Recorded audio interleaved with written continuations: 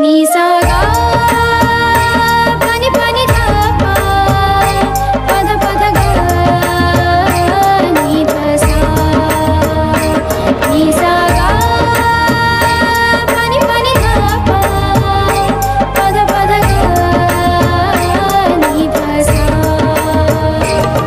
ही गाथा अस्तित्वाची शौर्याची पराक्रमाची ही गाथा अस्तित्वाची शौर्याची पराक्रमाची या मातीमधल्या कणाकणातील मौल्यवान रत्नांची या मातीमधल्या कणाकणातील मौल्यवान रत्नांची कर्तृत्व इथे गगनाला भिडे परिमोल जाणून घेऊ व्यक्तिविशेष व्यक्तिविशेष व्यक्तिविशेष व्यक्तिविशेष।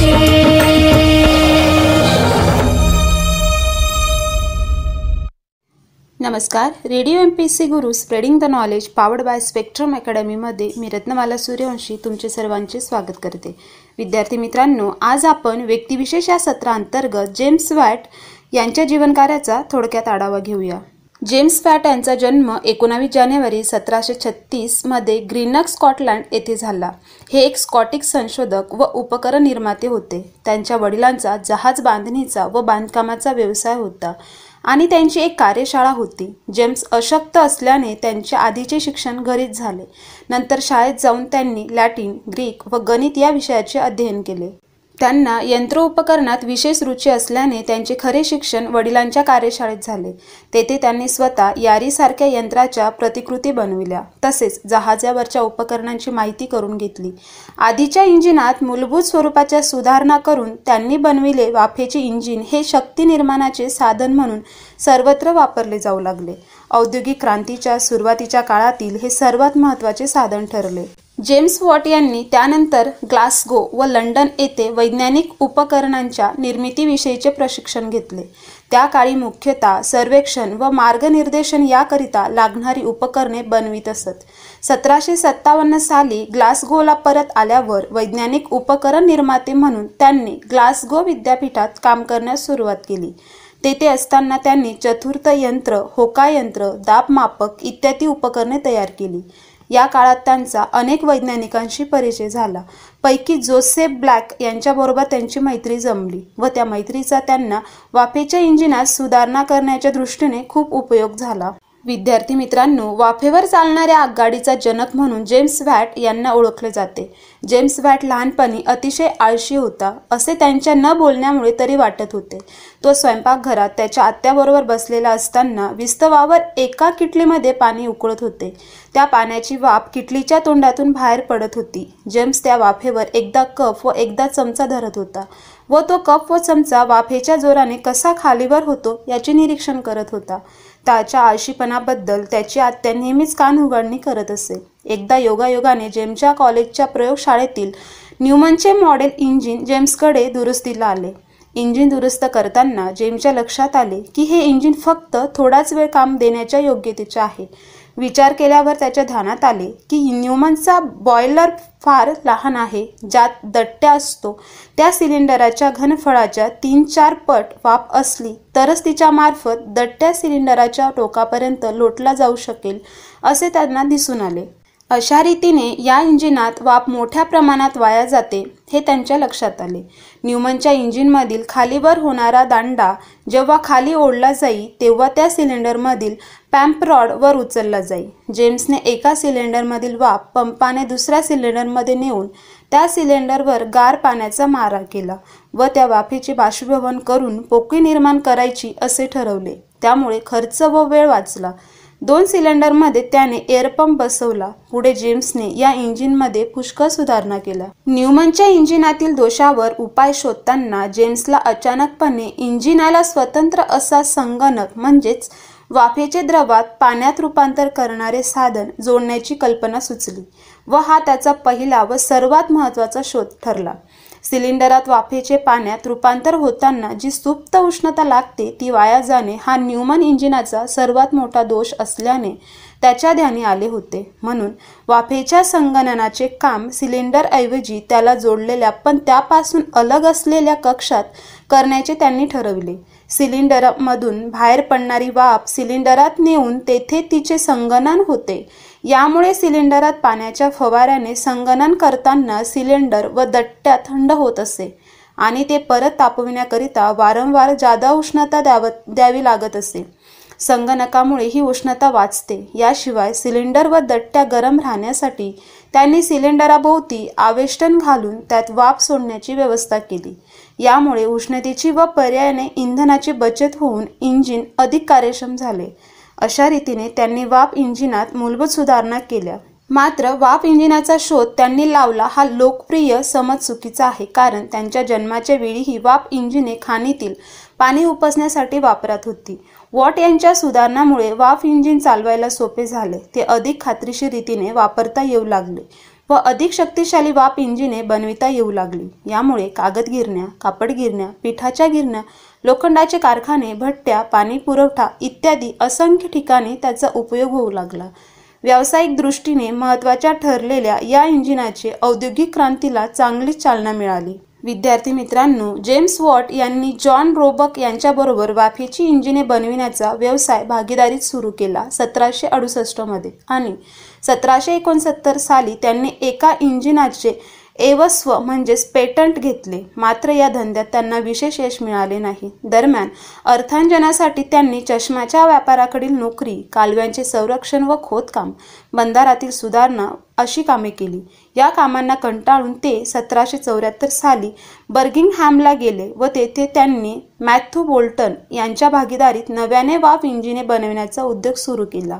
त्यांची ही भागीदारी 25 वर्षे टिकली व उद्योग भरभराटीला आला. 1776 साली त्यांनी 2 वाफ इंजिने उभारली. पैकी एक दगडी कोळशाच्या खाणीत व दुसरे लोखंडाच्या कारखान्यात उभारले. यामुळे वाफ इंजिनांना मागणी वाढली व धंद्याला ऊर्जा अवस्था प्राप्त झाली. पुढील 5 वर्ष म्हणजे 1781 सालापर्यंत त्यांनी तांब्याच्या व कथिलाच्या खाणीतील पाणी उपसण्यासाठी असंख्य वाफ इंजिने उभारून त्यांच्या देखभालीचे काम केले. खाण व्यवस्थापकांना इंधनाच्या खर्चात बचत व्हावी असे वाटत होते. तसेच अन्य क्षेत्रातूनही या इंजिनाला मोठी मागणी येण्याची चिन्हे दिसू लागली होती. म्हणून बोल्टन यांनी वॉट यांना इंजिनातील दट्ट्याच्या पश्चात म्हणजेच मागे पुढे होणाऱ्या गतीचे भूजंदाच्या परिभ्रमी म्हणजे फिरत्या गतीत परिवर्तन करण्याची विनंती केली. वॉट यांनी हे काम 1781 साली यशस्वीपणे साध्य केले. त्याकरिता त्यांनी तथाकथित सूर्य व ग्रह दंतचक्र ही योजना केली. त्यामुळे इंजिनाच्या एका आवर्तनात भुजादंडाचे 2 फेरे होतात. 1782 साली त्यांनी द्विक्रिय इंजिनाचे एकस्व घेतले. या इंजिनात दांडा रेटला व ओढलाही जातो. यासाठी दंड व दट्ट्या नव्या पद्धतीने दृढपणे जोडले जाणे आवश्यक होते. ही समस्या त्यांनी 1784 साली समांतर गतीचा आपला शोध वापरून सोडविली. या दट्ट्याचा दांडा लंब दिशेत हालेल अशा रीतीने संयोग दांड्याची मागणी केली होती. बोल्टन याच्या सूचनेवरून 1788 साली वॉट यांनी इंजिनाची गती स्वयंचलितपणे नियंत्रित करणारा केंद्रोत्सारी गतिनियंता शोधून काढला व 1790 साली त्यांनी दाबमापक शोधला. त्यामुळे वॉट इंजिन जवळजवळ परिपूर्ण अवस्थेपर्यंत पोहोचले होते.